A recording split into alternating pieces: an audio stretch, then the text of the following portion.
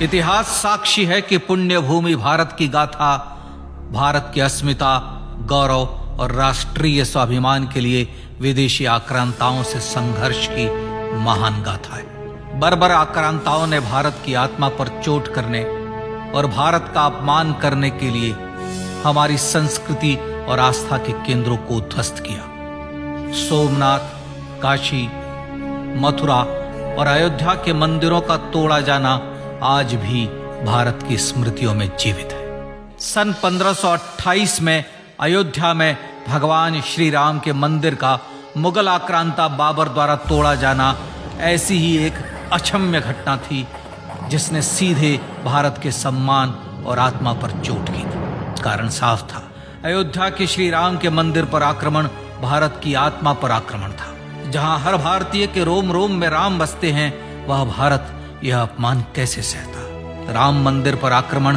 भारत को आहत कर गया था। विदेशी हमलावर अपनी बर्बरता दिखाते गए और भारत अपने आत्मगौरव को फिर से पाने के लिए संघर्ष करता रहा। भारत रामलला के जन्म स्थान पर बाबर के नाम पर बने एक ढांचे को देखता और उसे हटाने का संकल्प लेकर शक्ति संजोया करता। हिंदू समाज आत्मसम्मान के रण में डटा रहा और लगातार हमलावरों द्वारा बनाए गए बाबरी ढांचे को हटाने के लिए लड़ता रहा। सरयू कई बार रक्त से लाल हुई। कभी स्थानीय शासकों ने तो कभी साधु संतों और राम भक्तों ने राम जन्मभूमि की मुक्ति के लिए अपने प्राणों की आहुति दी। 74 बार युद्ध हुए। हम कुछ मोर्चे हारे, पर रण जीतने का संकल्प कभी कम नहीं हुआ। हिंदू समाज तलवारों से रक्त रंजित हुआ, पर उसने हार नहीं मानी। उसका संकल्प अजेय था।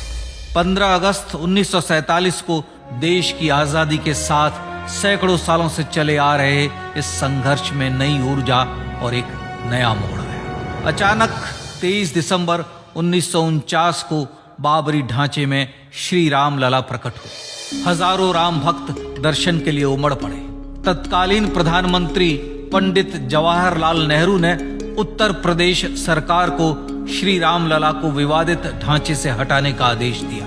उत्तर प्रदेश सरकार ने अयोध्या के कलेक्टर को यह काम दिया और यह निर्देश भी कि जरूरत पड़ने पर वे बल का प्रयोग भी करें। अयोध्या के कलेक्टर ने सरकार को उत्तर दिया कि यह नरसंहार के बिना संभव नहीं है, और फिर भी वह ऐसा चाहती है तो किसी दूसरे कलेक्टर से यह काम करवा ले। परिणाम स्वरूप रामलला की मूर्ति वहीं विराजमान रही। विवादित ढांचे को बंद कर दिया गया। केवल पुजारी को सेवा अर्चना के लिए भीतर जाने की अनुमति थी। फिर भी राम भक्त विवादित ढांचे के बाहर से प्रभु श्री राम की आराधना करते रहे। भारत के हिंदू समाज के लिए चुनौतियां और बढ़ गई। मामला अदालत में गया। विपक्षी दलों द्वारा अदालत में भगवान श्री राम के अस्तित्व पर सवाल उठाए गए। उनके अयोध्या में ही जन्म लेने का प्रमाण मांगा गया। भारत का जनमानस अब आहत हो उठा था। आजाद भारत में भी हिंदू समाज को अपनी आस्था और श्रद्धा के लिए संघर्ष करना पड़ रहा था। चुनौतियों के इस समय में सन 1984 में विज्ञान भवन दिल्ली में विश्व हिंदू परिषद ने धर्म संसद का आयोजन किया। इस संसद में देश भर के संतों ने राम जन्मभूमि की मुक्ति के लिए आह्वान किया और राम जन्मभूमि मुक्ति यज्ञ समिति का गठन किया। धर्म संसद ने राम जन्मभूमि की मुक्ति और वहां भगवान श्री राम के भव्य मंदिर बनाने के भारत के जनमानस के संकल्प को फिर से दोहराया। विश्व हिंदू परिषद के नेतृत्व में मंदिर निर्माण के लिए पूरे देश में अभूतपूर्व आंदोलन की शुरुआत हुई। श्री राम जन्मस्थली मुक्ति यज्ञ समिति के साथ देश भर में राम जानकी की रथ यात्राएं निकली। राम लीलाओं में राम कथा के माध्यम से भारत का आम जन फिर से जुटा। अब सबके मन में एक ही प्रण था, एक ही लक्ष्य था। अयोध्या में जन्मभूमि पर भगवान श्री राम के भव्य मंदिर का निर्माण। सन 1989 में विश्व हिंदू परिषद द्वारा गांव-गांव से रामशिला पूजन करके अयोध्या भेजी गई। 2,75,000 गांवों से रामशिलाएं अयोध्या पहुंची। भव्य राम मंदिर के शिलान्यास का निर्णय हुआ। पूज्य संत महात्माओं और हिंदू समाज के अन्य प्रमुख नेताओं के निर्णय के अनुसार अनुसूचित जाति के प्रमुख नेता श्री कामेश्वर चौपाल ने 9 नवंबर 1989 को मंदिर निर्माण का पहला पत्थर रखा। राम जन्मभूमि पर मंदिर निर्माण के लक्ष्य की पूर्ति के लिए सन 1990 में सोमनाथ से अयोध्या के लिए श्री लाल कृष्ण आडवाणी ने रथ यात्रा की शुरुआत की। देश में जन भावनाओं का ज्वार उमड़ने लगा। श्री लाल कृष्ण आडवाणी के रथ यात्रा के साथ साथ मंदिर के लिए जन समर्थन बढ़ने लगा और छद्म सेकुलरवाद बेनकाब होने लगा। इस जन आंदोलन को रोकने की तमाम कोशिशें हुई पर सब व्यर्थ हुई। विश्व हिंदू परिषद ने देशवासियों से अयोध्या में जन्मभूमि पर मंदिर निर्माण के लिए 30 अक्टूबर और 1 नवंबर 1990 को कार सेवा का आह्वान किया। परिणाम स्वरूप लाखों राम भक्त कार सेवा के लिए देश के कोने कोने से अयोध्या आए। इससे देश की एकात्मता का विराट दर्शन हुआ। कार सेवकों को रोकने के लिए उत्तर प्रदेश के तत्कालीन मुख्यमंत्री श्री मुलायम सिंह यादव ने अयोध्या में परिंदे को भी पर न मारने देने की घोषणा की। स्थितियां गंभीर हो गई। अयोध्या से 100-100, 200 किलोमीटर दूर रेलगाड़ियां रोक दी गई। अयोध्या युद्ध भूमि बना दी गई। मार्ग बंद, रेल बंद, चप्पे चप्पे पर पुलिस।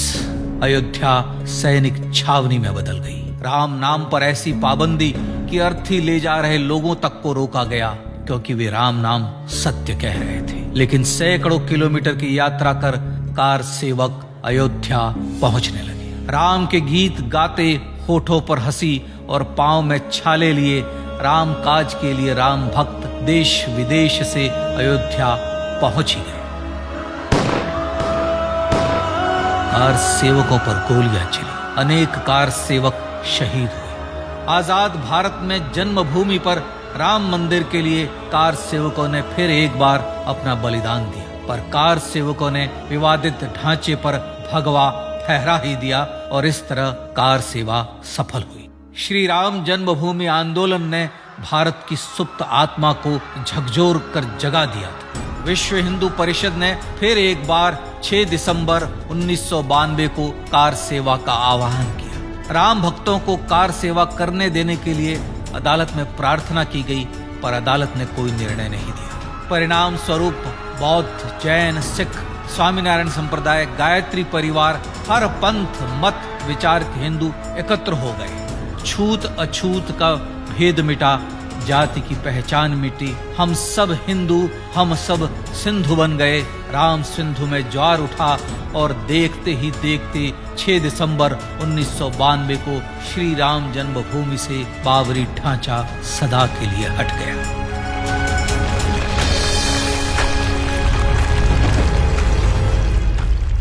यह क्षण शौर्य, न्याय और सत्यमेव जयते का क्षण था। यतो धर्मस्ततो जय का क्षण था। पर संघर्ष की गाथा यहां जाकर भी नहीं रुकी।